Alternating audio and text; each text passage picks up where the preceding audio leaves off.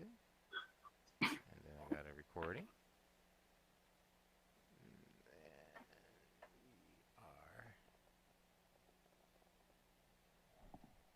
Okay. The Geri Petito Show. Good, we are live here. Let me get the share. Copy. Okay. You don't have to talk.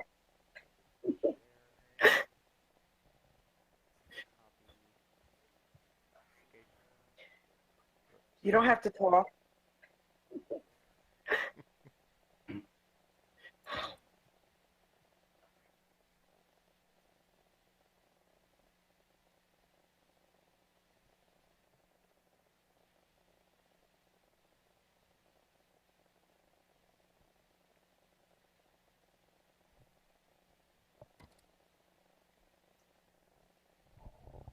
Okay, Geri, text your page.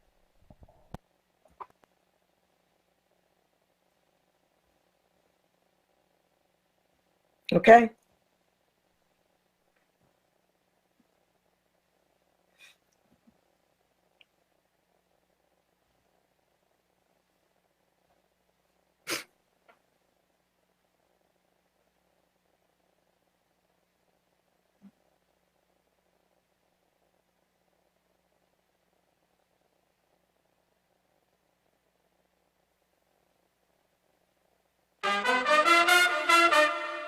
Ladies and gentlemen, Geri Petito. I'm not an addict, I'm just an ass. And in time, this too shall pass. I'm not an addict, I'm just an ass. Geri Petito taught the class. I'm not an addict, I'm just an ass. Love's the answer, the greener grass. I'm not an addict, I'm just an ass. One day at a time, free at last. When you don't know just what to do, Just what to do, just what to do. if what you're feeling is really true, Is really true, is it really true? just keep your ideas safe and sound. Safe and sound, safe and sound. That's exactly how change is found. Change is found, change is found. I'm not an addict, I'm just an ass. And in time, this too shall pass. I'm not an addict, I'm just an ass. Geri Petito taught the class. I'm not an addict, I'm just an ass. Love's the answer, the greener grass. I'm not an addict, I'm just an ass. One day at a time, free at last. Well, hello, everyone, and welcome to the Geri Petito Show on Hamilton Radio.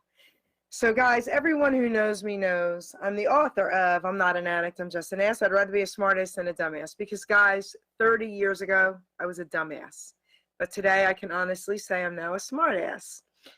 I wrote this book in 2016, and I was actually, believe it or not, woken up in the middle of the night by a tap on my shoulder. God said, write your book. And I giggled, and I said, you want me to write my book? I wrote this book in probably 3 weeks. It's not very big. And I put the meat of what needed to be in here and a lot of poems. Just enough to make the addict understand that they are not powerless and that God saved my life and he can save yours. So because of this book, I was actually asked to do an interview on the DJ Danny show on Hamilton Radio. And from that interview, they asked me to be a host. And I thought about it. At first I said no, but then, I thought about it and I was like, all right, if God wants me to do this, I'm going to do it. 5 years later, guys, through this pandemic, a lot of good has come out of it. I revised my book. This is it now, okay? 5 years later, I'm on 5 different networks. Well, actually 6. 2019, I was inducted into the 2019 Internet International Hall of Fame for radio show host. I can't tell you what's happened in the last 5 years. I'm going to be 60 years old in March, and I'm only saying that to say this. Never put limits on yourself because of your age or what your life once was, because we have the power to change everything and anything, and I needed God for that, okay? So I'm going to say this to you. Whether you believe in God or not, you have to put your faith in something greater. Do it now. Don't wait till later. Because if I had to go through life thinking I'm it, I couldn't have done it. So say there is no God, right? I still believe there is. So my believing that someone out there has my back helps save my life. See what I mean? So I want everybody out there to really pay attention to my guest today, because we're going to bring some hope to you. And I'm going to introduce him in 1 minute. I want to tell you, I'm hooked up with Fire Team Designs, and they did a product line for me. And look at how cool. They did hats, okay? They did mugs, okay? They did shirts, sweatshirts. They did silly masks that say, I'd rather be a smart ass than a dumb ass. I mean, come on. If we have to wear these, why not have it say that? And then tumblers. This is the biggest tumbler I've ever seen. There's 2 sizes. But they have sweatshirts, t-shirts. I mean, anything and everything, business cards. So if anybody's interested in any of my products, you can get them personalized. You can have your name put on them. Reach out, Fire Team Designs. You can get in touch with me. Having said that, I want to now introduce my guest, because it was a little crazy how I met him as well. See, everything happens for a reason. So I'm a recovery coach, and this all happened over the last 5 years, guys. I'm a recovery coach. I'm a nutritional health coach. I'm a vegan chef. I saved my life years ago, probably close to 20 years ago now, or more, 25 years ago, 2 cancers through nutrition. No medicines, no doctors. I have doctors and nurses in my family. I love them, but I did it completely natural. So I went to have one of my natural visits with this chiropractor guy and blah, blah, blah for the first time. And the receptionist starts talking to me.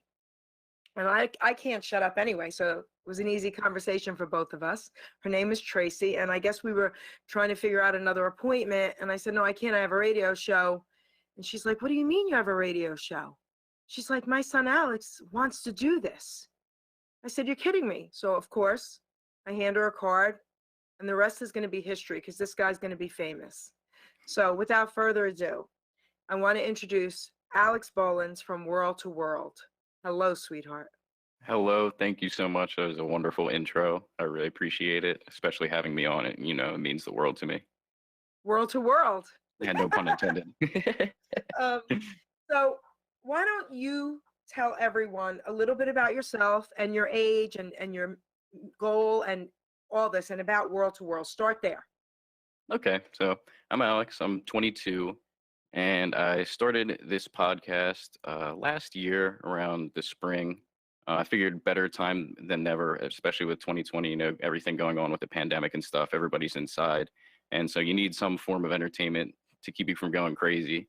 And I figured, you know, I love podcasting. It's the best time to get into it.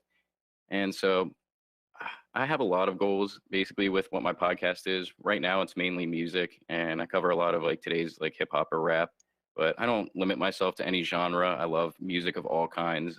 My parents have put me on to a lot of great music from anywhere from the 60s, 70s, 80s, 90s. So I like to listen to a little bit of everything. And I like I'm someone like, I feel like I can get people, I know what music you would like basically. And so I like putting people onto music or artists that they might not know, who, you know, have a great story or maybe share some of the same struggles that we do. I just like to listen to people that I can resonate with, and you can feel the emotion and passion in their music.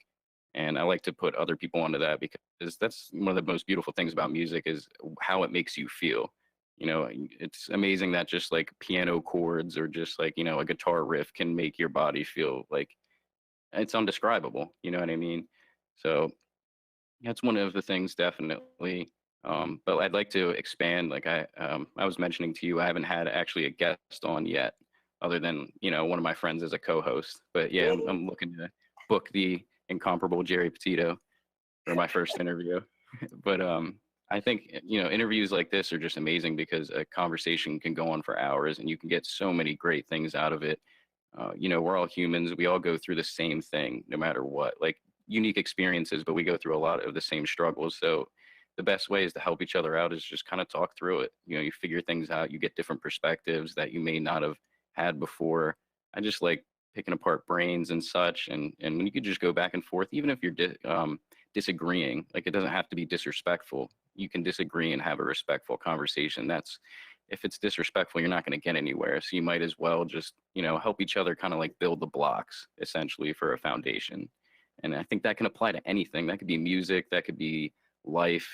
I know, like, I definitely want to do more mental health, like vulnerable episodes, because everybody goes through stuff. I know I keep saying that, but it really is true. I know it's so easy for people to feel alone when it comes to, say, depression or something, or anxiety, anything like that. But so many of us face it, whether it's every day or not. So I think the best thing to do is just talk it out. And I know personally, like, I listen to many podcasts, so it always helps me, especially like if I'm alone or something at work. I just pop it in. It feels like you're having a conversation with the people you're listening to. So, you know what? You just said at least 3 times about what people are going through.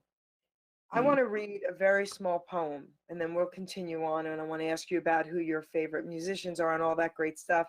But I think it's appropriate because of everything you just said. Yeah, This absolutely. poem is called Put Down the Gun, because I'm going to share something with everyone out there right now. A fellow co-host of mine is struggling. She tried to commit suicide last night and she's on life support. And I'm just hoping that this show tonight can help someone out there if they have these thoughts. Please don't do it. Put down the gun. Here we go. I had to have this purple gun just in case my life was done. I kept it safe locked in my room because I was filled with gloom and doom. Yes, there were times that I just knew if I loaded it up what I could do, but I kept on hearing that gentle voice. Put down that gun, you have that choice. Life may seem hard at the end of the day. That's when you need to really pray.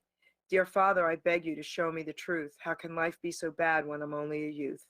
Get rid of that gun and go take a shower. Ask someone for help. You do have that power. So I just thought that would be appropriate to say right now. And I want to say one more thing, because I know there's a lot of people struggling right now and maybe have thought about suicide. Right, Alex? You and I talked about this. You had a friend. Yeah. Now I have a friend. And it doesn't matter whether you're rich, whether you're famous. Everyone goes through it. Elvis Presley, his grandson Ben, not only did he sign a $1 million record deal lately, he looked like his grandfather, the most beautiful man in the world, had a beautiful voice, great family, and he killed himself this past year. So it's out there, and it's horrendous, and it doesn't matter what our situations are. Everyone feels it at times. So Alex, let's talk about your music and how it's helped you, and who were your favorite artists growing up, and who are they now, and what's changed in that? Ooh, a long line of history.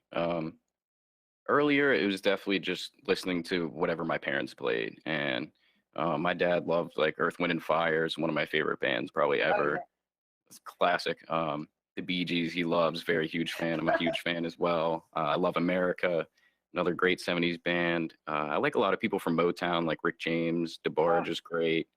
When I was in like 4th grade, I was a huge into the Beatles. That was like my Beatles phase. I had that for like a couple years, and I still love them too. That's my thing, is like my music repertoire, I guess you would call it, kind of just always grows. I'm always looking for new artists, new songs. It doesn't matter what it is. It could be any genre, any language. I listen to songs that are just completely Spanish because it just sounds great and makes you feel something. And right now, or basically since like middle school forward up until this point, is when I started listening to rap like super heavily. And I know it's the go-to. It's my favorite genre. And I know there's like a lot of things on the radio that, people get like a conception of or an idea of, but there are beautiful literal poets in rap today. Many that, like, I can't even describe what rap has done for me. That's why it is my favorite genre, because it got me through middle school and high school with just some artists sharing what they struggled with. And like, I didn't feel alone anymore when I heard their voices in my headphones. I have to say something to you, and then you continue. This is important. Mm. I'm going to be using your name as well when I use Randy Shank's name, because you just said something that resonated for me that I didn't understand. Years ago, this young African-American guy from Trenton at the time, he lives down south now, and he goes by Director 6. You should hook up with him and say hello and tell him you're my friend. he got in touch with me and he said, Miss Jerry, could you interview me? I'm a rap artist, blah, blah, blah. And I was like, I said, can you keep it clean? He said, I promise for you, I'll keep it clean. He came live in studio, Hamilton Radio, and he was incredible. And this is what he said, because I asked him live. I said, you're talking to someone a little bit older. I don't understand it. Mm-hmm. This is what he said, Alex. He said, Miss Jerry, everyone has a story to tell. And some people need to tell their story for survival. And some of us only know how to tell our story this way because this is our story. When he said that to me, Alex, I love him. To this day, we're connected. He moved down south. He came and surprised me live in studio last year or a year and a half ago, 2 years, whatever it's been, but 2 years ago. Yeah. I love him. And he goes by Director 6 now, guys. Check him out. You have to hook up with him. And you just said something beautiful as well, that it helped you too. Like, let's talk a little bit more about that with rap. Yeah, what Director Six said is perfectly put. That's the thing is many of these rappers, what people, kind of don't realize because they can't get past like the vulgarness Yeah. or the explicit content, which I understand. I was kind of the same way at first, but you realize like that is their survival and they're telling their stories, and it might be filled with rage or it might be filled with sadness because of just everything that they've been through. And yeah, they're like, not that all rap does it, but most rap has like violence and drugs in it, but it's like these are the environments these people are growing up in, so they're just rapping about what they see the same way like a rock artist would rap about what he saw. So it's very similar in that sense. And I like there's a lot of beautiful like concept albums. If you're familiar with Kendrick Lamar, he's one of the biggest rappers nowadays. He has a song called how much a dollar cost, and it's talking about the worth of a dollar, but it's a story of him at a gas station, and he was out pumping gas, and there was like a homeless guy asking him for a dollar, and it's just like it's Kendrick going back and forth in his head, like I could give this guy money, but what is he going to do with it, or blah blah blah, like why is he begging, all this stuff. And then you come to find out at the end of the song that the man who needed the money, the homeless guy, was God.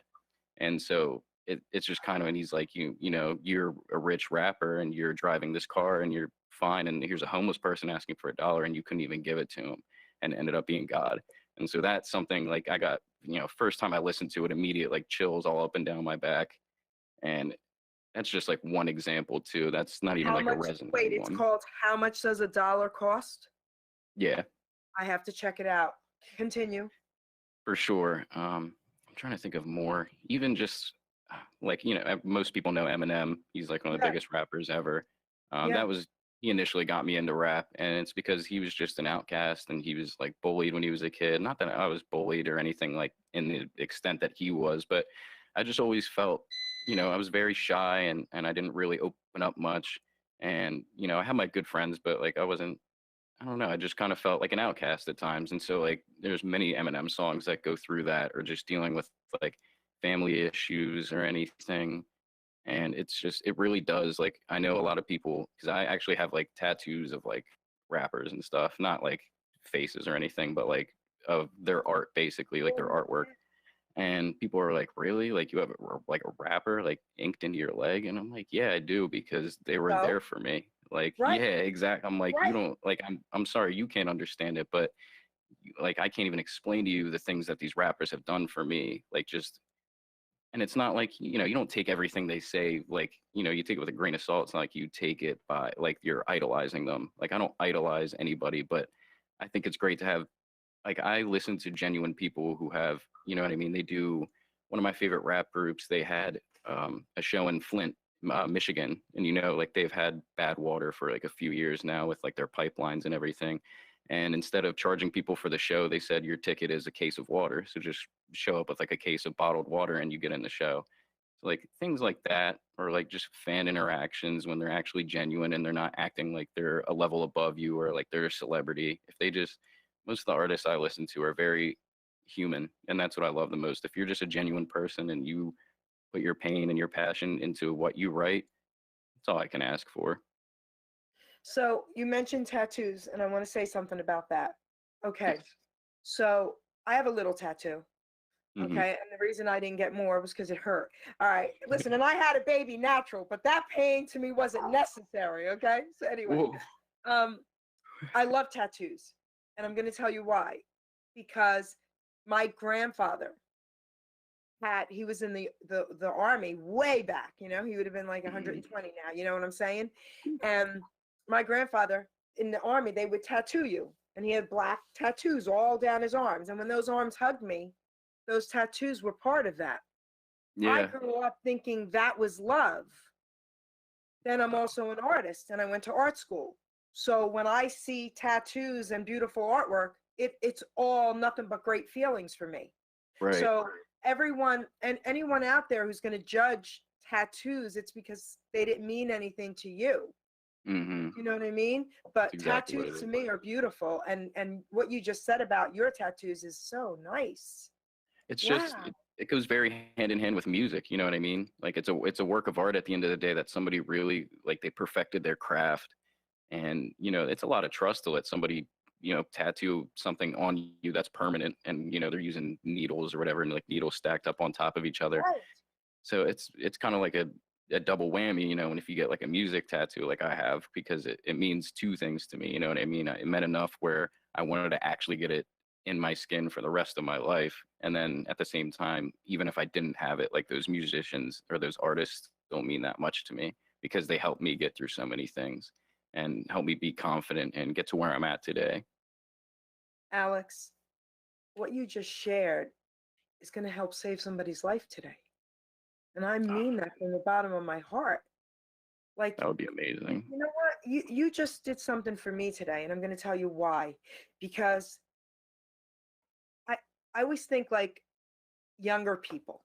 I don't really have a lot in common with them and conversations. You just taught me something today. You just taught me Yeah. something today, so thank you. Oh, of I'm gonna course. Thank you. And that's another absolutely. thing too I like is or even what I'd love to do with my podcast is kind of like bridge the gap, is something I love to say a lot because again, we're all humans. We can learn from each other, whether you're 40 years apart in age. I know there's, obviously there's going to be a generational gap. Like, if you talk to most people like my parents' age, they're going to be like, what the hell are you listening to? Like, what Yeah. is this music or something? But then, I could say something like the how much does a dollar cost story, and like that might Oh my intrigue them and they might check it out. It's like all it takes is one little thing, just like a conversation, like, hey, check this out. People just need to be more open-minded is the real key, in my opinion, both young and old. You know what I mean? Because young people are kind of the same way sometimes. Like they're like, oh, what's this old music? I don't want to listen to it. I'm like, don't sleep on, Prince or something because it's old. Like that's you don't want to do that. It's amazing that music started it all. You know, Elvis Presley, look, you know, he's my guy. Forget it, you know? Yeah. Uh, so I want to say something to you. You know, everything you're saying is just resonate. It's beautiful, okay? And you know, when I was growing up, I mean, think about that, right? You and I are about 40 years apart. Think about when I was growing up with the music. I'm listening to Elvis and the Beatles, and my parents are like, "What are you listening to?" Imagine that Right. being back then. What are you listening? Right. Okay. Imagine That's them listening to rap today and yeah. hip hop. They'd be like, okay, listen to the Beatles and Elvis all you want. Absolutely. So it Absolutely. is all it's all relevant. It's all Mhm. relevant. It's funny. It's just like cyclical. You know what I mean? Life is that way where things just kind of come back, and it's like it's like almost every kid kind of becomes that parent that's like, what are you listening to? Like everybody loves their music that they grew up with, but I think it's, and I'm not saying like you have to love everything, but I like to take from each. You know what I Right, mean? Ooh, I have my '90s music, I got my '80s music, my '70s, 2000s, right. 2010s. I think why not just have all types of music because there's something good everywhere. There's too many humans on this earth for there not to be good music. You're you're making so much sense, Alex. You really are.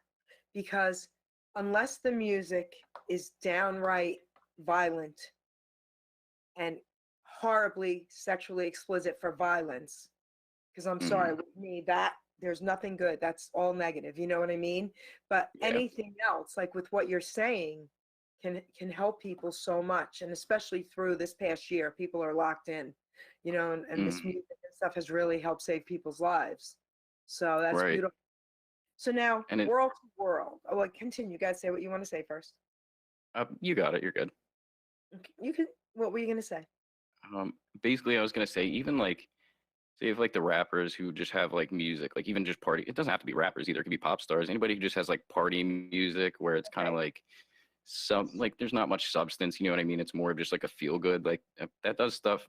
Not really for me mostly, but like that does stuff for people too. Even if like they can't resonate with it or Yeah. relate to it directly, like they could still. It just makes them feel good. And that's the thing too. Like you don't like the how much a dollar cost example. Like I love that song, but I wouldn't play that if I was like at a party with friends because it's not that type of song.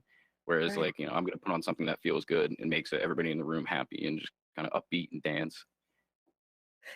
I can't wait to now hear that song because that's the first thing I'm going to do when we're done with this interview. Okay. Yeah. I'm going to tell you something. I'm a Christian. Okay.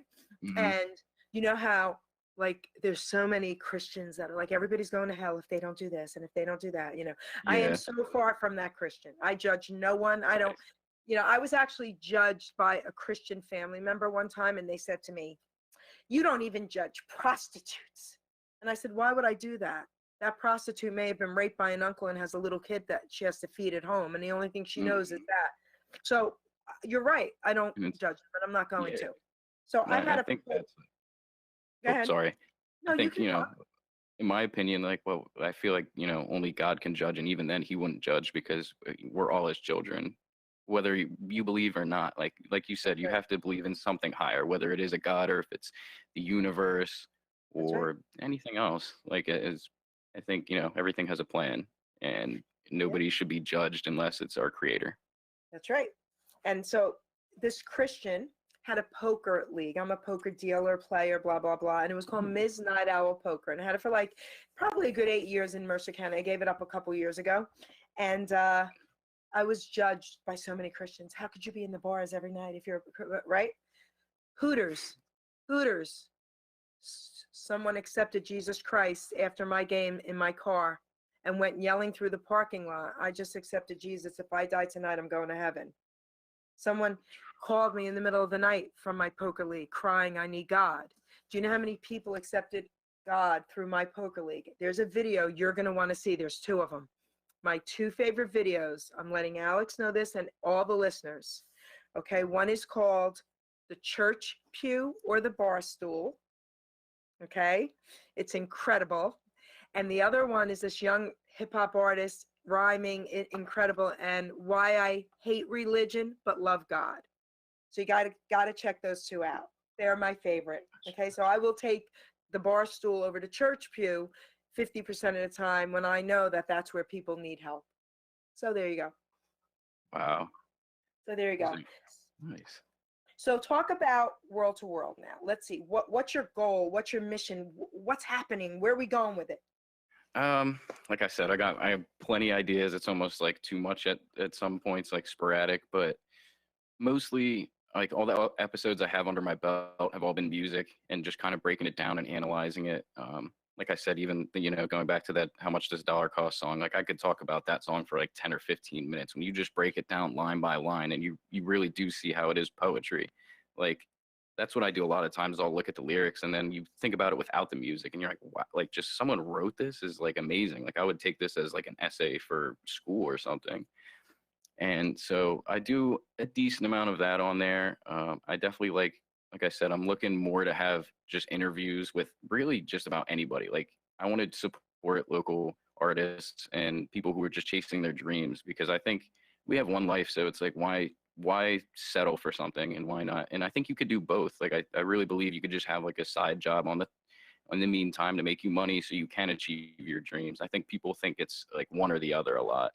And what I've noticed from listening to so many podcasts with so many guests is that's how it was for everybody. Like they hit that spot where they were like, you know what, I can like why am I doing this? Like why can't I just go get what I want? And so like I think that's the biggest takeaway I would want from people listening to my podcast is that really anything's possible. We live in such a time now too with social media. I know it's like a double-edged sword.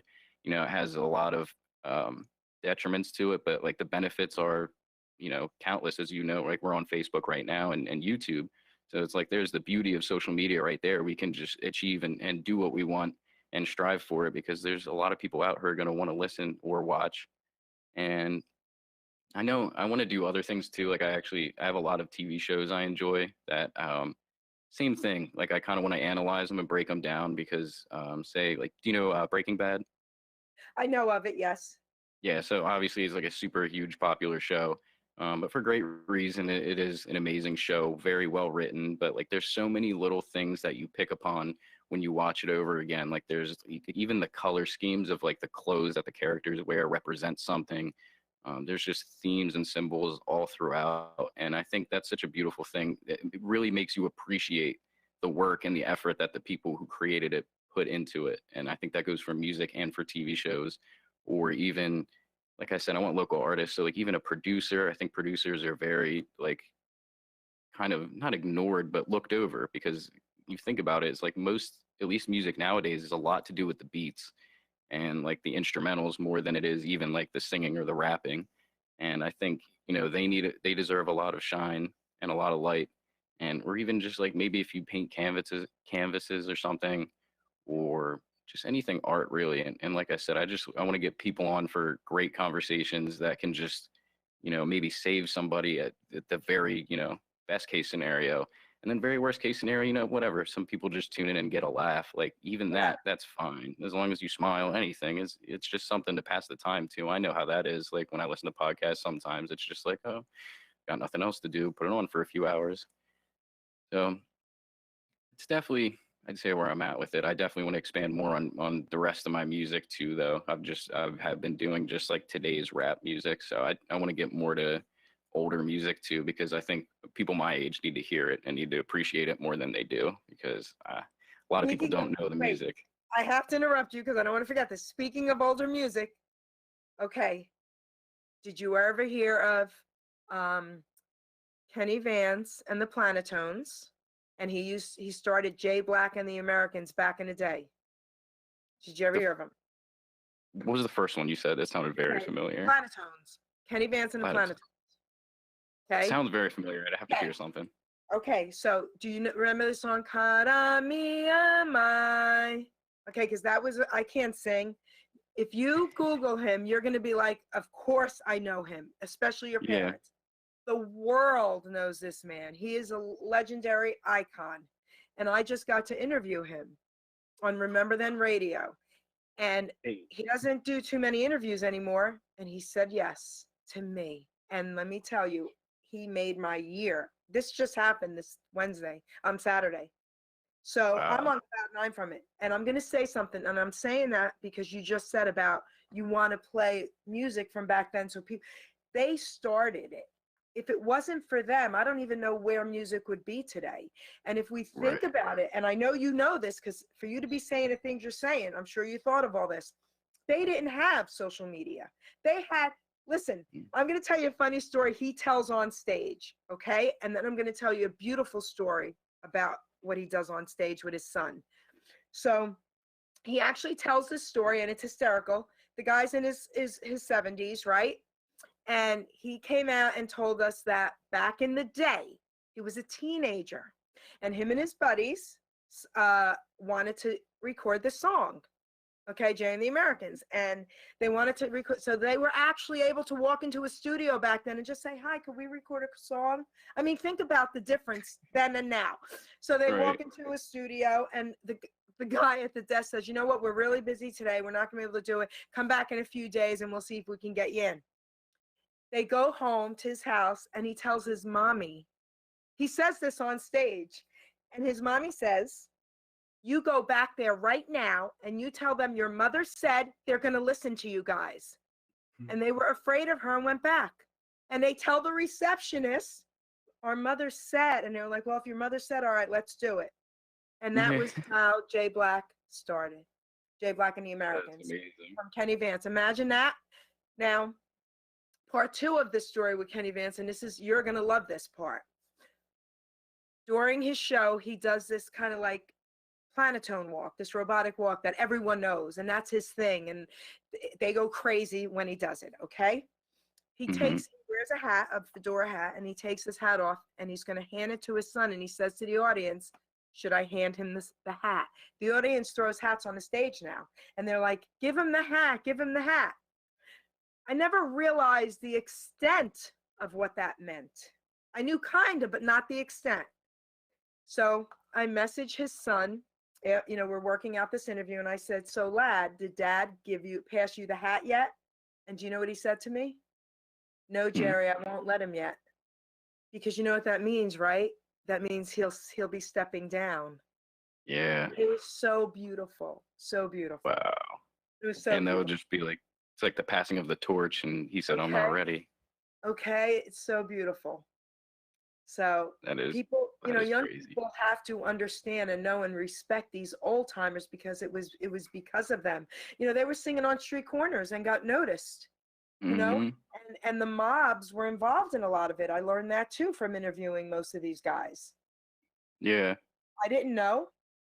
And I can get you wild. incredible interviews. I can get you Al Contrara from the Mystics, Hushabye, and he wrote a song. He wrote a book, The Mob, the Mystics, and Hushabye. I could get you anyone you want. I can get you, Larry Chance from the Earls, Remember Then. I can get you Ken Brady from the Casinos. Okay? I mean, so listen, you're right. They need to know about these artists because, and again, they didn't have technology. Imagine us trying to do what they did on the street corners.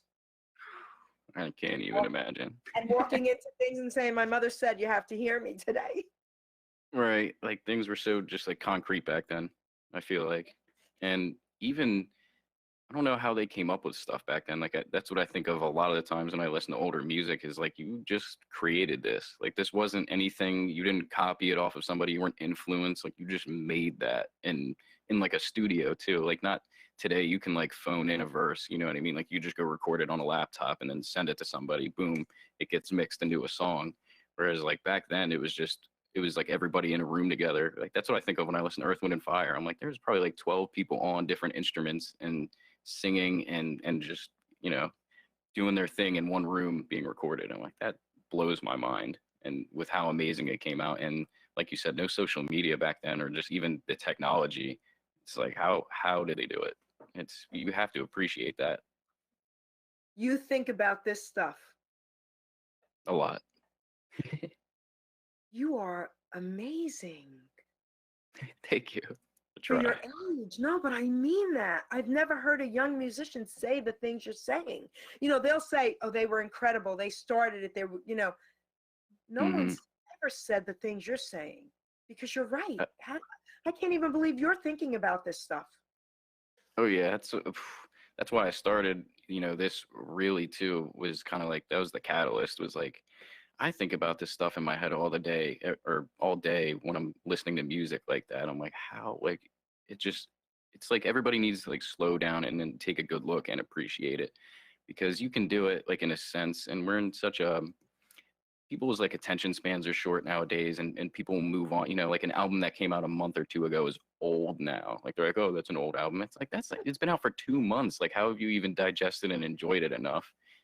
And so when you know, kind of take a step back and you look at everything and you think about everything in that way, it helps you appreciate it so much more, and not even just appreciate it, but you enjoy it so much more. I think that's the big key that everybody misses out on. Because I know these things and I've thought these thoughts, I can enjoy my music 10 times more than I ever did. And then it means so much when I go to a concert and see these people live, because I know how much work and commitment, dedication went into it. And a lot of these people too, you'll find out like in their interviews, it was not all by chance, but it's like a good mix of both. You have to be hardworking, committed, and dedicated, and very consistent. But all of them have had like a kind of like a whoa chance, you know what I mean? Like a 1 in a million kind of opportunity, and they took it and they ran with it. And I think just so many people need to do that with whatever it is that they desire to do. You know, whatever your dream is, just never give up on it and keep chasing it. And you know what I mean? Everybody's been there, even the most famous people. Actually, like how I came up with the World to World podcast name, I was watching, if you're familiar with Mike Tyson, I'm sure. Oh, come on. Excuse me. Hello. I know. That was a joke. But Mike Tyson actually has his own podcast, and it's amazing. I actually, because I missed that. I was born in '98, so I missed all of Mike Tyson's, like, his era. So I never really got the magnitude of how large he was, kind of like a larger than life figure, and then also just how like crazy and chaotic his life was. But now when you listen to him on his podcast, he's so reflective and he's speaking from such a mature state. Like, and then you forget that when he was the heavyweight champ back in the 90s or in the 80s, he was like 18, 20 years old, like younger than I am now. And he had like everything he could want. And he went from nothing to everything, like on top, and just how much that could mess with your mental and everything. But they actually had on his podcast, they had another podcast that I listened to. They had their co-hosts on, and so they were just talking about podcasting. And with the one, Joe Budden, he's a rapper, but he's more of like a radio personality nowadays. He kind of retired from rapping, and he has his own podcast. It's very good too. He said that these platforms are the only platforms that will explain the world to the world. So when he said that, that resonated with me super heavily, because they were just talking about, they were asking Mike, like, were you ever nervous, like, before a fight? Or, did you ever have, like, butterflies or anything? And Mike Tyson looked at them very seriously and was like, I was scared for my life every single time I went in that ring. He said, I feared I was going to die. And the one co-host was like, he's like, that just blew my mind. He's like, because growing up, you were literally known as the baddest man on the planet. And like, we look forward to you knocking out some dude in 1 minute and 30 seconds. And to hear that you were scared for your life every time you walked into the ring, he's like, that just like messed me up. He's like, I never would have known that perspective or anything. And then like, that's right when they said that, that's why these podcasts are so important, because they're one of the only platforms that will explain the world to the world. And that really just perfectly sums up why I love podcasts so much, for many reasons, but that one especially, because it could just give you like, that's so many things in one. It was perspective, it was a learning experience, it was just so many things. I have another guest for you. Okay, I'm going to tell you about two people, and I'm going to tell you my perspective on boxing and then and now. Okay. Mm-hmm. Can't believe you brought that up. So I interviewed someone who he actually is a bodyguard in the Hamilton Township area, and he was a boxer or a fighter, local, and he had tattooed on his knuckles, "Won't fail." Okay. Mm-hmm. And I said to him, I don't understand it. I'm sorry. I just don't understand people wanting to get in a ring and just punching each other in the face and almost killing each other. I don't get it, and I never will. Yeah. He said, well, let me make you get it. And he did. And he said, Jerry, let me tell you a little bit about my life. And he told me his abuse and a brother dying and on and on, right? Mm-hmm. He said, when I get into the ring, it's not about me punching the other guy. It's about me being able to take that punch and standing up and walking away from it. Just chills all up my back. Okay, I got chills. I love him. To this day, I love him. I'll hook you up with him. But now I'm going to tell you about Nathaniel Miller. Did you ever hear of him? Sounds familiar, but I'm not positive. He's retired, and I interviewed him, and now he's a friend of mine. He was I'm going to get this wrong, but not the middleweight champ. What's the other word for middle? There's another word. Welterweight, maybe. Okay, something. Okay. Not positive. He was the world middleweight, but that other word, champion of the world. Mm-hmm. Okay. And I got to interview him. So I'll hook you up with him. Okay. I mean, this is so crazy, right? Because now I get it. Yeah. Now I don't just look at them like, you're an idiot. Now I get it. And that's literally like that example, and the example with, did you say 6 Degree was the rapper's name? Or Degree 6? I also, Director 6, I hooked you up already on Facebook. That's what I was doing. I was typing. So I sent you guys a hello to each other, and I tagged you and said, yep. Okay? Yeah, like those two examples are perfect for like exactly what I was saying. Like you didn't understand the fighting each other in the ring, and you couldn't understand like the rap, and both just two people, one from each one just told you like one story or one even just like quotable, and it opens up a whole world of of things Yes. just in your mind, like even more thoughts, and then you get more interested and more intrigued in what they're going through. And because it was the same way for me just recently. Like I always enjoyed like UFC and boxing and stuff, but I started getting into it more and more this past year, like, with the virus and everything. So I was just inside watching like fighting videos and stuff. And I had, same thought. I'm like, who actually, like, what makes you get in there and want to just like, the human body's not built to fight. Like it's so dangerous. And they go in there night in and night out and they do it. And it is like, what makes you, but it is like you're a product of your environment, both the nurture and the nature of how you grew up, really affected how like the trajectory of your life But wait, you and said just kind of what you something. do. But wait, you said something. I'm not sure if I totally agree with, and I'll tell you why. That the human body was not made to fight. Survival of the fittest. We were back then. If you think about it, right? If you think about Yeah, it, we that's had to. more like I that's more know like that's survival, in my yes, like opinion. you're But I surviving. know You're what not. you mean, though. Yeah, but I mean, it is innate in us to react when we have to. Yes, fight back when you're pushed against the wall, Right. basically. So these Mm, fighters taught me that they are pushed against the wall, and that's how they have to survive. yeah, See? that is crazy. It's just it's like a mentality people don't understand, or it's just hard to grasp because that like a UFC or a boxing match is literally like a war, and like you just got to think of how like it's such a different mentality when they're in there. Like people say that a lot, or even with like NFL players, because that's crazy too. It's like 300 pound men just running Right? as fast as they can at each other, Oh. tackling each other, and then like, and I know like people will get upset like when they celebrate, and I used to kind of be that way, but like I'm like, man, they're in a completely different mind state. Like it's a war. They're going out there like with their brothers, that is their teammates. You know what I mean? Like that's a brotherhood, and you're going out at the highest level of your profession that you've worked your whole life to get to, and now you're at that highest level. Yeah, if you score a touchdown, you're gonna do a flip or a little dance. Like why not? You deserve it. And My it's kind of like, my daughter has a brother from her dad, and we're all very close.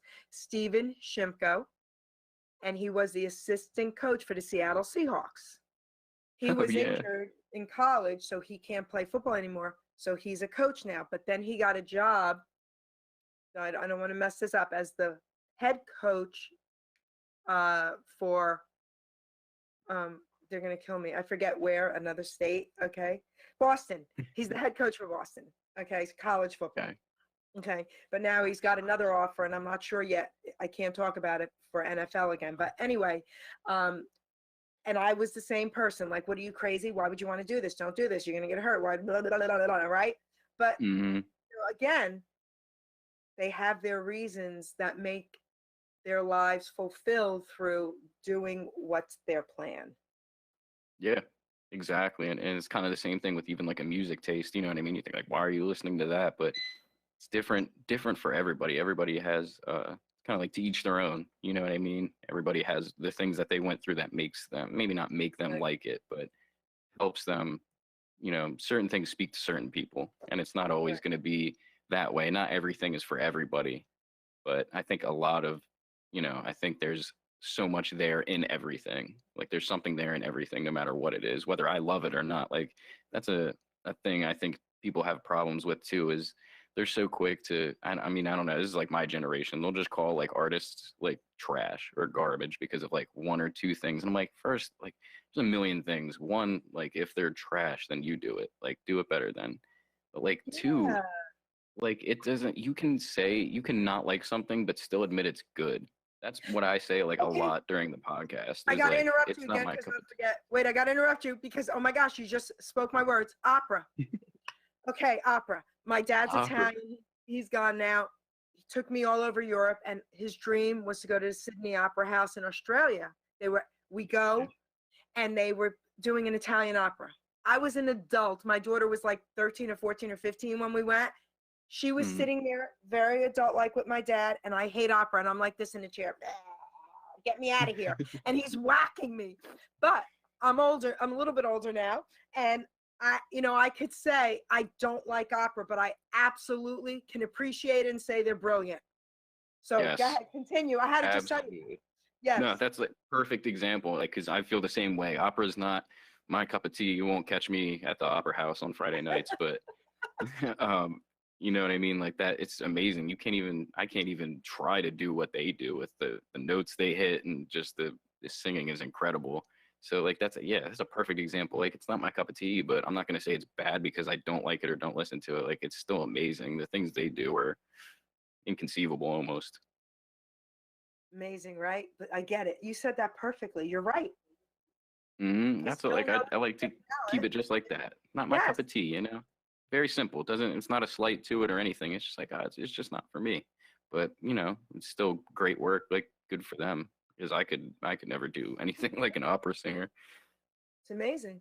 I have a friend who's a poet as well, and I don't agree with cuss words and all that, but I got to tell you, she's an incredible poet.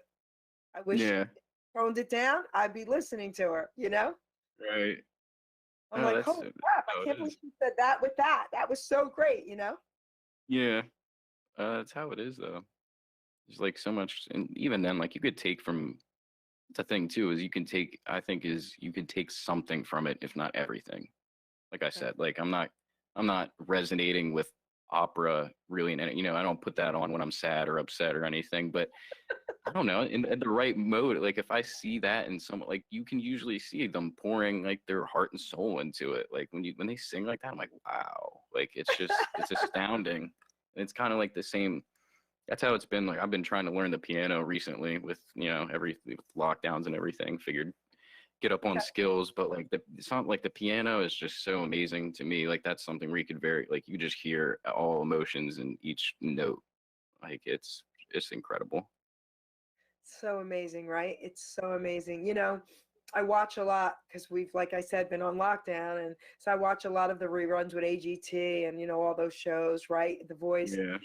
Some of these little kids that get up there and play the piano and play the drums and sing. I'm talking 5, 6, 7, 8 year olds. I am Hmm. blown away. I am blown Yeah. away. So talent is there. And you know, Alex, and I'm sure you've thought of this because of everything else you've been saying to me. I can't imagine you not thinking of this. I always tell people we're all given gifts, and it's up to us to find them and utilize them and share them with the world. It's up to Yeah, us. absolutely. It really is. Everybody has something. I believe everybody's here for, like, everybody has purpose here. There's no, you know what I mean? There's no mistakes. I think everything is for a reason.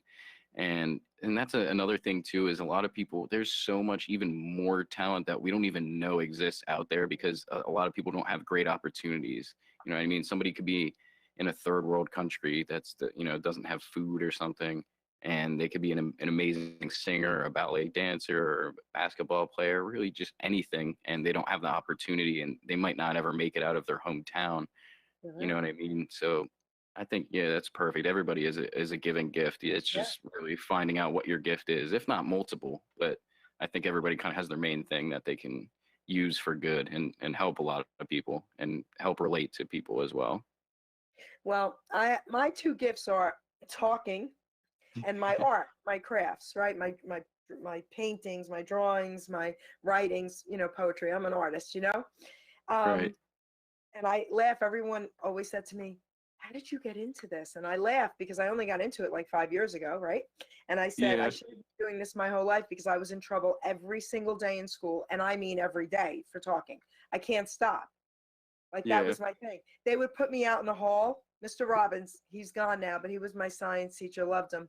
He would put me out in the hall whenever I was talking too much. Jerry, get out in the hall. They would have a chair and the desk outside for whoever was bad. I'd be talking down, yelling down the hall to the people going to the bathrooms. Hey, he would be like, "Get back in here! Shut up!" It's like no winning with you. You know. So now God uses my voice, you know, and everyone has to know their worth. That's my favorite saying, and it's even on my thing here. Look, see, know your worth. Yeah. There it is. Know your worth. Okay. KYW. We all have worth, guys. Absolutely. That's a funny and perfect example too, because you think of even think of, you said his name was Mr. Robbins. Yes. Like Mr. Robbins is thinking maybe like, oh, why doesn't she just talk and use it, and you know what I mean, instead of distracting other people from learning, and then here you Well, are. back then, no, he wasn't thinking that. I was a kid. You know, they weren't Yeah. thinking that. Okay, in grammar school, they're thinking, "Shut your mouth." Oh, I gotta give a shout out.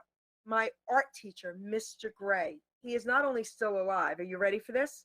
A few years ago, he caught my show live on Hamilton Radio and messaged under it while my show is live and said, Jerry, do you remember me? And it said, Bill Gray. And live on Hamilton, I said, my art teacher from grammar school? I said, are you kidding me? You impacted my life. And he did in grammar school. He had me at the top of the art class and kept telling me, Jerry, you're incredible, you're incredible, you're incredible. Do you know we're friends now and we speak? We've talked on That's the phone, incredible. we've Zoomed. I was in grammar school, kiddo. And he made such an impact on my life. Teachers are incredible. Yes, they are beyond words. That's why I was very lucky with my schooling, like just throughout everything, elementary, middle school, high school, college classes. Like I've had amazing, amazing teachers who they teach you more about life than I think than a curriculum. You know what I mean? They give you insight. They believe in you. They make you believe in yourself too, because you know what I mean? It could be tough. And especially in like education where it's just, there's a curriculum and there's, teachers to some teachers, it is just like a job. But I think for the most part, most people get into teaching because they love it and they love making an impact on people's lives. And that's just huge. Even that, you know what I mean? From elementary school years ago, and it still resonates till today. It's just, it's amazing. Amazing. And I'm going to switch the coin around, and I don't usually like talking negative, but I want to for a reason. If the teacher doesn't have a good impact, they can have a negative impact on a child, and that's terrible on their end. No, But absolutely. I want to say that to say this, if anyone out there is struggling with that, please reach out to someone, tell your parents, tell the superintendent, don't allow it because you shouldn't. Okay? Yeah. There's Mhm. help. Okay? I had to say Absolutely. that. Okay. And it is their duty to take, you know what I mean? Like you're their number one priority. They should be taking care of you. They should be doing everything they can to give you the tools you need in order to further your education or further benefit yourself or your life. And it shouldn't ever be like a situation where you don't even want to go to class because it's that bad. It should never be like that. And there is always a way out of it, for sure. Because I worked in a school system and I saw some things and reported them immediately, and I left. Yeah. I said, Oh, this that's- isn't going to happen. And That's you're so not going to good. treat children like this. Nope, not on my watch. That's great. That's actually, it's funny too. I was actually in school for education before I switched my major to audio technical recording. Matter of fact, so I love teaching. I love as well. That's so cool. I didn't know that. And I didn't know that about him. I brought that up just to bring it up. Wow, I didn't know that. Yeah, it's because of like we just said, I had so many teachers that really made it like the greatest, biggest impacts on my life. And it was just deeper than school and it was deeper than the curriculum. They made it, they made it relate, obviously. It wasn't like completely irrelevant. Yeah. But they did it in such a way where I was like, how do you even think of that? Kind of just like with musicians, like I'm like, how did they even come up with this? And I think that's just an amazing thing. And that's what I was going for, but I love this a little bit much more. So, But you know why that's so awesome? Because you have that background and you can look at what we just talked about, right? And look how beautifully it was Right. set. So you have Mhm. that. You can help people out there with that as well. Absolutely. You just like incorporate it into really anything. I learned a lot from I went to like psychology courses too. And in my first couple of years at community college, those were amazing. Those helped me tremendously just to question things. I think that's why I think about these things so much. Like you said, that I'm thinking about people in a studio or thinking about them before social media or thinking about, music without the beat in the background, just looking at the words they say. I think it comes from a constant place of just questioning things and not in a bad way. You know what I mean? It's not like, Always oh, question why things. this, why that? Yeah, it's just more of like, let's get to the bottom of this. It's kind of like a cool little investigation, but you could do it with just about anything and get more answers or more thoughts or even more questions. It's just kind of like a beautiful rabbit hole. So I questioned everything in my life. I drove my family crazy, and I mean, I drove them crazy. And that's a really good topic to be talking about, to tell kids out there, question everything, talk to your parents. Okay. I remember I was in Catholic school in New York. I grew up in New York, Long Island City, and I moved out of there when I was 12 to New Jersey. And I remember in fourth, fifth grade, we made our communion and confirmation back then very young in New York. And they Mhm. brought us into these confessional booths, these scary dark rooms, and we had to go in there and kneel on this hardwood and say, "Bless me, Father, for I have sinned, blah, blah, blah, I Mhm. was bad," whatever, right? And Oh I'm not no. knocking Catholics. I'm knocking what the establishment is teaching. And I Mhm. remember going home and saying to my mother, "Mommy, why do I have to tell that strange man I was bad? He's not my father. God's my father. Can't I tell God?" And she said, "Absolutely." And Mm. you have to. I never stopped ever questioning things. And, here I am today, right? I don't just Mhm. listen or believe. I'm actually That's looking for something to show you in my art thing. Do you know Jethro Tull? Since you know, yes. Yeah. My dad's a huge fan. okay, this helped get me into art school. Black and white of the cover. Um, Aqualung. Oh, that's a great cover. Okay, that was the cover of Aqualung.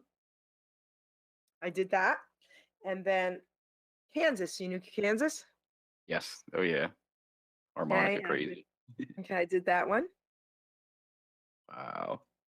So Okay. awesome. Isn't Yep. artwork the best too? Like album artwork. I love it. And you had to do your self portrait, and I did it. So there you go. But isn't that cool? Artwork is the That's so best, and awesome. even if it's not good artwork, because that's being creative, Yeah. just scribbling and painting, whatever it is, you know. hmm Even like when I had recorded like a few episodes and I had my one friend on and he had never done anything like this. I just had, a second microphone. And I was like, come on, like we talk about music regularly. It's no different. We just have microphones in front of us. So like you kind of get into it and you get more natural. But even like it's like after we did it, we looked back and he was like, oh, like he's like, I already noticed so many things. Like I said this too much, I did this too much. And I'm like, there you go. Like it's a perfect example. Like, yeah, it's art, so no matter what, it's good. But like you're already looking back and you're like, oh, I can improve on this, I can do this better, I can do that better. And it's kind of like same thing. So there really is like no bad art. It's just everybody's got to start somewhere, no matter what it is. Everybody's going to be, I'm sure Michael Jordan didn't pick up a basketball and float to the net, like, you know what I mean, he had to work for it. So I'm sure it Uh, started with some air balls here and there. Nobody's perfect. It's not going to start off like that. You got to work and bust till you get there. And whether that's painting or drawing, recording music, recording a podcast, really anything. so I'm gonna tell you two more little snippets about an artist, a musical artist, and something about me with art. When I was in art school, the school thought I was the queen of the art room. So Yeah. in my mind, I was great, right? Okay. To get into this art school, School of Visual Arts in New York at the time in 1979, they were only accepting like 1,200 applicants out of like 5,000. So the school gave me 4 art classes my senior year or junior and senior year to make sure I got in. Are you ready for this? I finally got the art teacher I never had before also. I had Miss Colasanto, I'll never forget her. She was my art teacher for 4 years. The other art teacher, I didn't really like her. I never had her, Mhm. but I had to have her now.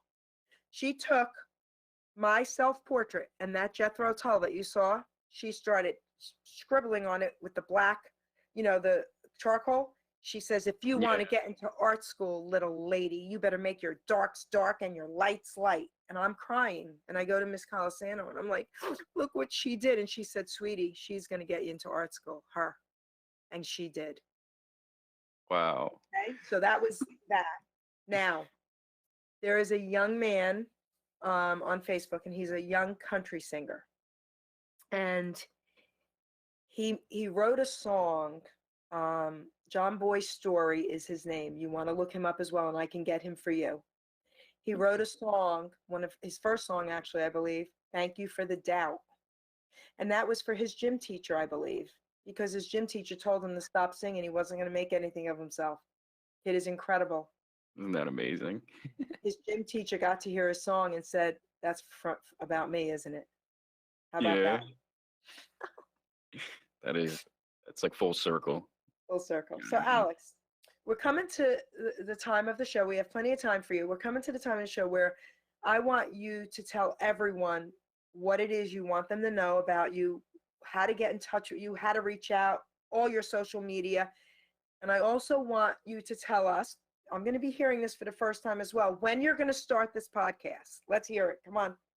Okay, okay. All right. So That means you're I'm committed. Go ahead. yeah, I'm on so to listen to the podcast, I'm on Anchor FM. It's an app that distributes the podcast out to multiple streaming services. So say if you have an iPhone, it's just the button that says podcasts. It's called Apple Podcasts. But anybody who has an iPhone, you just click on podcasts, you search up World to World podcast with it at the number two, not spelled out, and it'll pop up.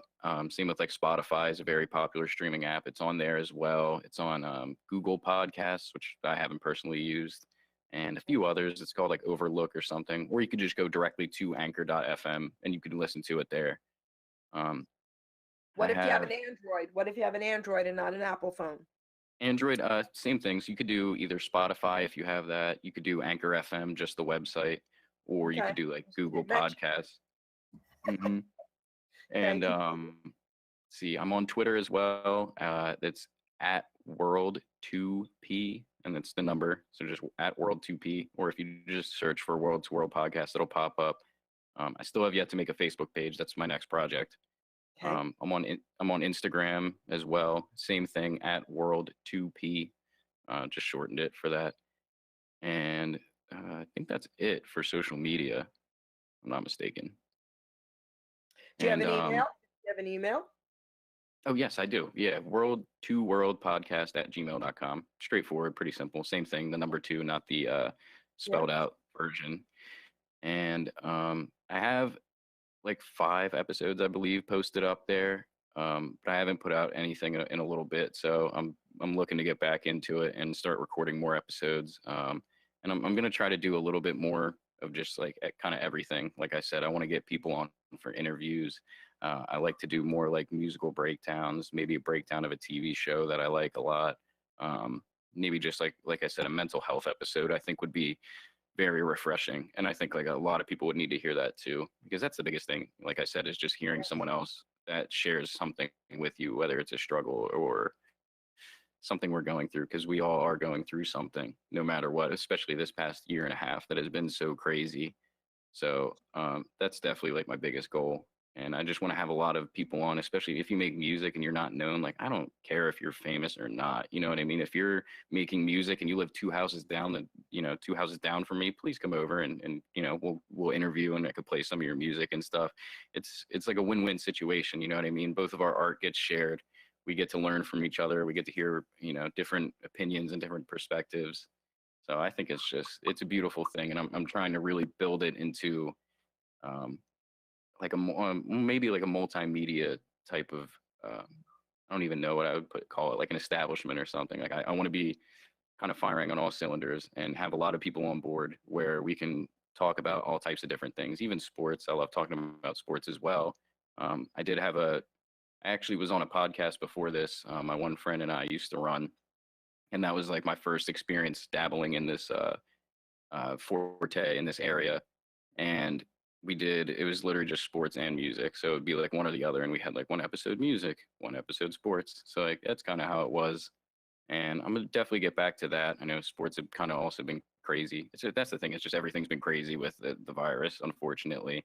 But it's still the best time to record and put out stuff. So I'm definitely looking forward to making a lot of new episodes. Well, now's the time because everybody's stuck in the house. I can get you sports guys. I can get you wrestlers. I can get you singers. I can get you whoever you want. I mean, come That'd be on, perfect. right? People, Absolutely. the entertainers are going through depression. They can't entertain. They can't do what they're doing. You know what I mean? Yeah. So now's the time to take advantage of this. I think about that a lot. I know like a lot of musicians, people don't realize, make most of their money from touring and from selling out stadiums and shows, and that's killing them right now. And I know a lot of them haven't put out like an album in like 2 years because they were going to in 2020, but now they can't because they spent so much on the album, with clearing samples and doing all that kind of stuff. Now you can't have a tour to give you money or profit, really. Right. So it's just like a lot of artists are struggling. And I know like that's another thing too, is nobody's spared from depression, whether you're rich, famous, it doesn't matter. Like you said earlier, Elvis's grandson. Come on, right? And same thing, like I know there's a basketball player, Damian Lillard. He talks about mental health a lot transfer because it's not common. Like famous people don't really talk about it, but it's at the same time like they don't talk about it because people will ridicule them or harass them like, oh, you have all the money in the world, what can you be depressed for? It's depression isn't a it's not a situational thing, it just happens. You know what I mean? It's mental health, and nobody's exempt from that. So I'm going to give you one last opportunity to tell the world and all your fans anything you'd like to tell them right now.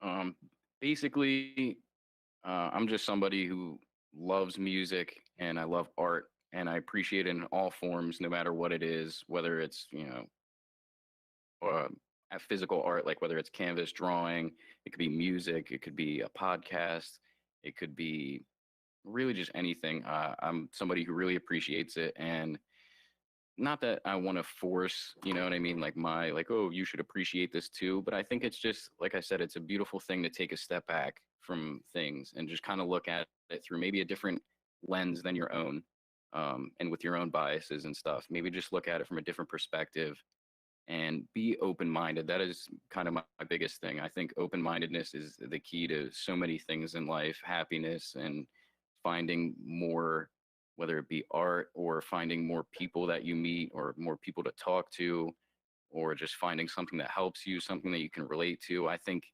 because I don't even think I know, because when I was in like middle school and such, I really was pretty close-minded. Whatever I liked, like I stuck with it, and that's not a bad thing. Like you obviously have the things that you enjoy, but it's you don't want to limit yourself to that, because then it's just you're kind of stuck in a loop almost. Whereas like if you just open your mind up to new things and new experiences, you know what I mean? The worst case scenario is you don't like it. Like that's it. It's not like you waste it. You know what I mean? Wow, 2 minutes. Well, I didn't like that song. Okay.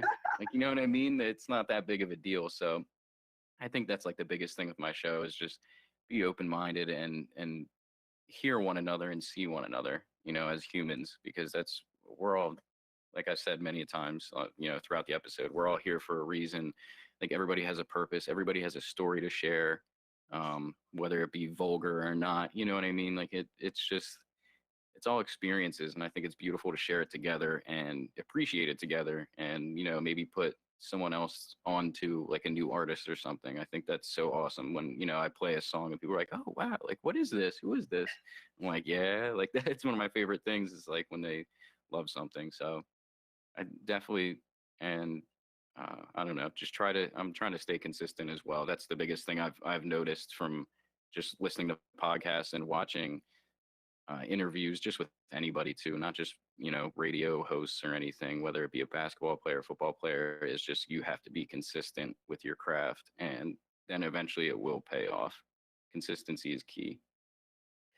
So that was beautifully said. So now's the time where I want to say thank you to you, because I'm going to share something with you. I wasn't sure how this interview was going to go. Okay.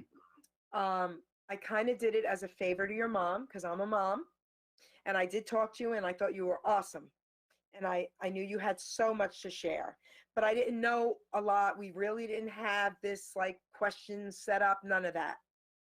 And I'm going to tell you, this was probably one of my most favorite interviews. And I don't ever say that to just say it. This was one of my most favorite interviews because you are incredible on that mic. And for such a young man to be thinking and saying the things you've done on this interview, I'm blown away. You gave me chills. So thanks. Listen, thanks to mom. And Yeah. you're going to go far. You're going to do incredible. And I'm here to help promote you. So listen, I'm not kidding you. I'll get you guests. Let's get this going. Okay? I would love to. Thank you so much. I really appreciate it more than I could even put into words. This is my dream. So, and yeah, this is like what I love to do. I love having a conversation. You know what I mean? Like however long we just talked didn't feel like it. It's like 5 minutes. You know what I mean? I could do this all day. I love it. Well, you're going to get to do it every day if you want. I want to share something with everyone out there. So I'm going to end this show with a poem from my book, okay? I'm not an addict. I'm just an ass. I'd rather be a smartass than a dumbass. I'm going to say something that a lot of you are probably going to disagree with, but hear me out. I don't believe addiction is a disease. I believe it's a dis-ease of the brain cells while using.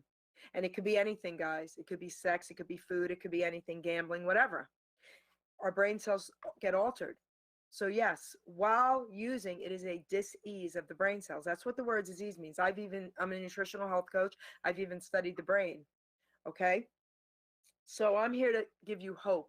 You're not powerless. You're not powerless over anything. I will never, ever tell anyone not to go to meetings because that might be their only support system. So please go if the meetings are helping you.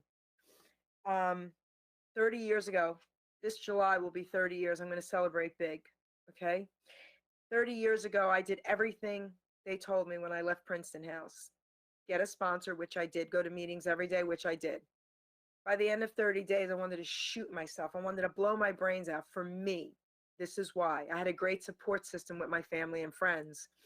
And for me to get up there and say, hi, I'm Geri. I'm an addict, and I'm powerless over my disease. Well, I'm not using anymore, so I'm really not an addict right now. And, I don't feel powerless, but if I keep telling myself that over and over and over and over again, it's going to make me powerless. I'm going to go into a room and hear everybody's war stories about drugs and alcohol. Are you kidding? For me, I couldn't do it. Yeah. So if you guys are having a problem and you're struggling, my services are always free. I am there for you. Okay? You can grab me on Facebook, look me up, okay? I'm going to tell you something. You're not powerless over anything. Don't allow the enemy to tell you that. The percentage of healing through these programs is like 7 to 10%. That means something's wrong, guys. Something's wrong. Okay? So having said that, I am there for you anytime. All right? Now, I'm going to read a poem, and I hope this helps somebody out there. It's called Change Your Choice. I had a life-changing moment that I knew had to be. The only way to change things was to first start with me. So I looked in the mirror and woke up one day and thought to myself I needed to pray. So I asked God to change me, to help me stay strong, to clean up my mess, to right what's been wrong. I cleaned up my diet. I cleaned up my room, and I cleaned up all habits with this old dirty broom. I kept going forward and never looked back. I refused to derail, stayed on the right track. I realized my worth and all that did matter through my selfish behavior, the lives I had shattered. I finally decided at 30 years old to stop abusing my body, my mind, heart, and soul. My life-changing choice that I had once made. Almost 30 years now, guys, my debt has been paid. So you read all my thoughts on how to stay clean. It's all or nothing, my friend. There's no in between. To live or to die is a choice you must make. Your life is not worthless, and you're not a mistake. One day at a time is the slogan you've heard. It works if you work it while applying his word. For you to get healthy, for your mind not to fail, escaping reality will keep you in jail. With addictive behaviors, sex, drugs, food, or money, substituting addictions, now isn't that funny? I'm not an addict, this too shall pass. I'm not an addict, I'm just an ass. May the good Lord bless and guide you. Thank you, everybody. And once this show is out there, I think it's already shared on Facebook, share it, because this show today is incredible and will save a life. Thank you, Ruben.